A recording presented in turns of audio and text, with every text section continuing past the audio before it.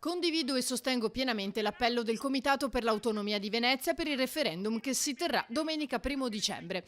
A scriverlo sul suo blog è il leader del Movimento 5 Stelle Beppe Grillo. La situazione di Venezia, al di là della retorica di facciata, si legge, diviene di anno in anno sempre più drammatica. Numerosi sono i problemi di natura ambientale, conservazione architettonica, di impoverimento del suo tessuto economico e sociale e di cattiva gestione dei flussi turistici che affliggono la città. Il più eclatante, continua Grillo, è lo scandalo del passaggio delle navi davanti a San Marco, da anni sotto i riflettori dell'attenzione dell'opinione pubblica mondiale.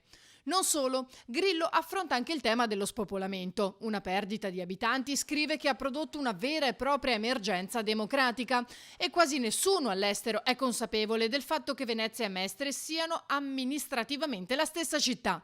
Così volle il regime fascista nel 1926, ma all'epoca Mestre era un villaggio, ora invece la maggioranza abita lì, nella proporzione di 1:3.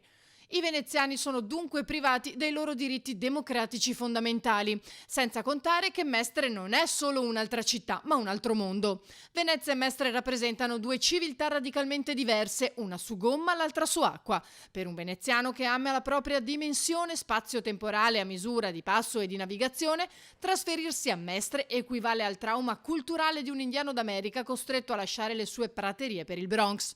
Il Comitato per l'Autonomia, conclude Grillo, intende restituire a Venezia la dignità di città in sé, riconoscendole la legittimità di tornare a essere un comune autonomo senza l'appendice della terraferma, ma con autorità sulla sua laguna.